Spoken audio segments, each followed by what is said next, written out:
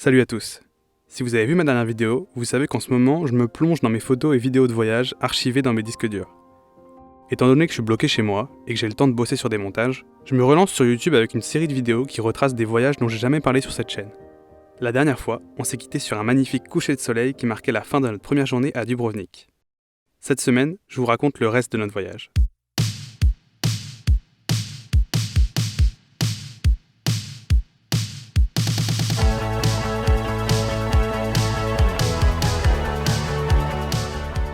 Si vous vous souvenez bien, hier j'avais parlé de bateau pour aller sur une île.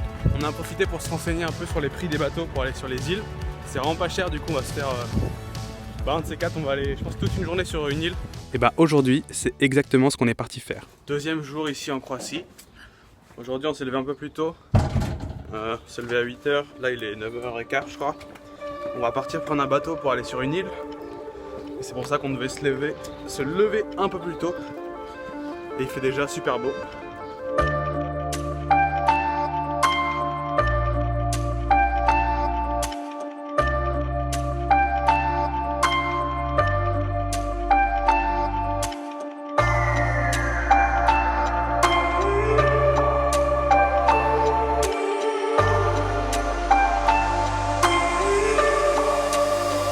La première île sur notre liste est Kolosep.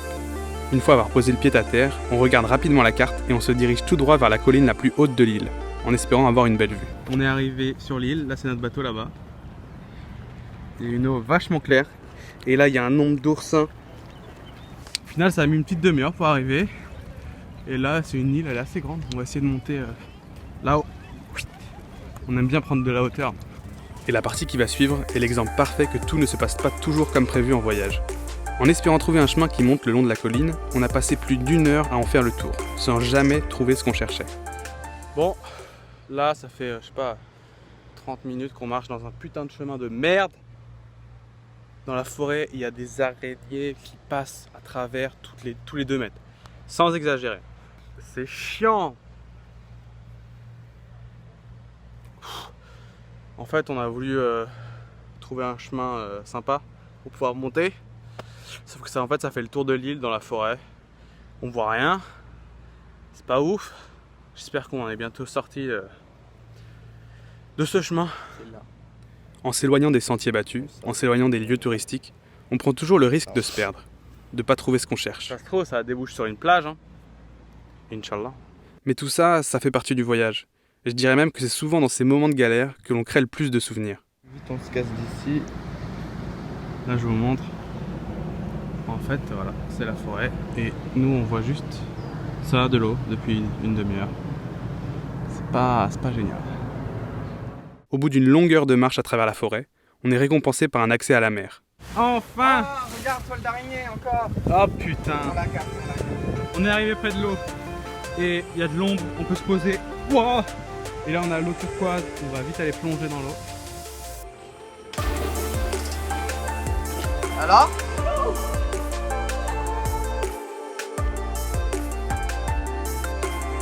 Un peu déçu de notre expérience sur cette île, on décide de partir. Mais on n'abandonne pas pour autant. Ne voulant pas rester sur un échec, le lendemain, on est de retour sur un bateau. Direction une deuxième île, Lopud. On est venu sur une nouvelle île, Lopud, qui a l'air très stylée. Là on a des palmiers un peu en mode Californie. Une fois encore, on décide de se perdre et de trouver ce que cette nouvelle île a à nous offrir. On prend le premier chemin qu'on croise et on marche droit devant nous. Après plusieurs dizaines de minutes, on aperçoit une petite crique qui a l'air parfaite pour s'arrêter. Seul problème, il n'y a pas de chemin pour y accéder. Là on est dans un moment un peu compliqué. Genre on essaie d'escalader pour pas tomber dans l'eau. On a trouvé une crique mais on essaie de trouver un coin d'ombre. Et du coup le pauvre Nathan, je le fais escalader partout. Oh, c'est dangereux. Bon allez, je range le téléphone, pas envie de mourir. On est arrivé à un petit abri. On a fait mourir. En fait, je vais vous montrer. Je me suis dit qu'on allait descendre. En gros, on a descendu la falaise, quoi, sur un chemin qui était douteux.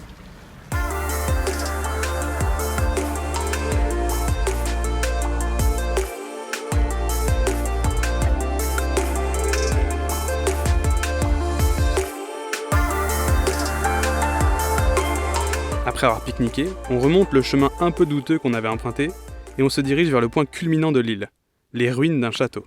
Ouh, on est arrivé en haut. Et bah, je crois que c'est le plus grand qu'on a monté là, 220 mètres. Ah, je pensais pas qu'on allait arriver tout en haut. Je pensais à un truc intermédiaire un peu. Est-ce qu'on monterait pas? Oh putain. Bah faut voir là, la construction, ça a l'air peut-être sympa.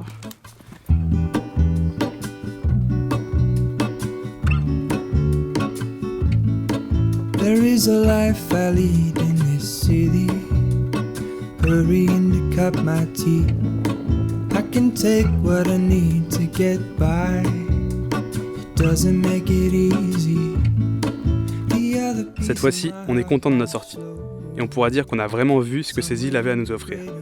En rentrant, le soir, on se pose sur notre terrasse devant la maison pour regarder le coucher de soleil. Et en discutant autour d'un verre, on a une super idée. Demain, il va falloir se lever tôt. Beaucoup plus tôt. Il est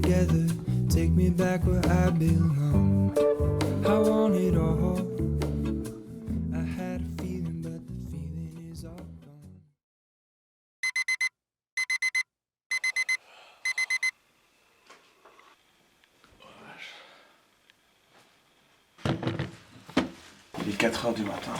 Aujourd'hui, réveil un peu tôt. Parce que on va aller filmer le lever de soleil. Ce que vous entendez là, c'est l'autofocus d'un vieil objectif que j'utilise normalement pour la photo.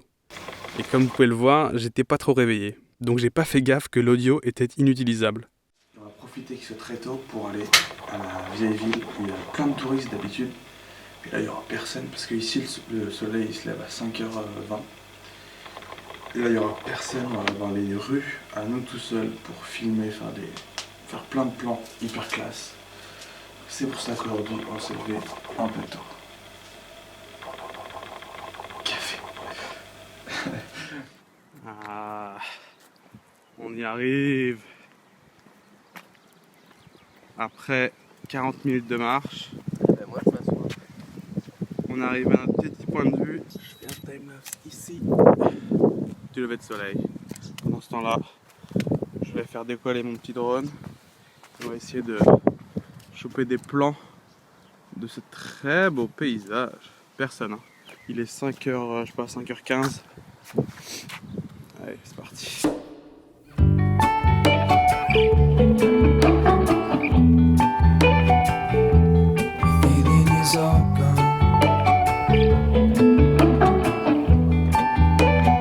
Là, on a fini de faire les petits timelapses là-haut. On va descendre dans la vieille ville. Normalement, il n'y aura personne. Là, on a une belle lumière. Pas de touristes. C'est idéal. Il est 6h30. On est arrivé dans la vieille ville.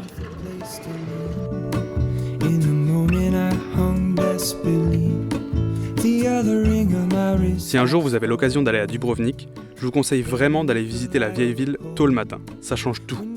Sans les foules de touristes, on est plongé dans une ambiance calme et on peut vraiment apprécier le décor.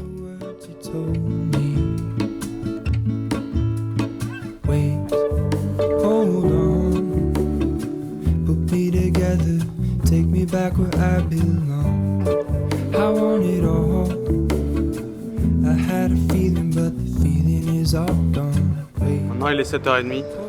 On a fini notre petit tour de la vieille ville. Je vais pas vous mentir, après ça, on est retourné à l'appart pour faire une bonne sieste.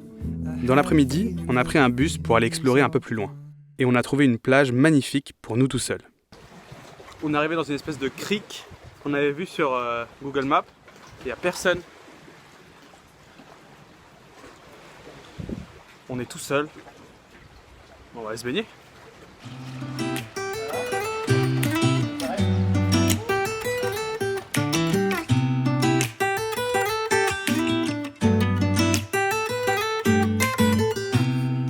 I don't think that I'm being that selfish right now. You said yourself you'd be brave. Le soir, on est parti pour l'ascension de la montagne qui surplombe la ville.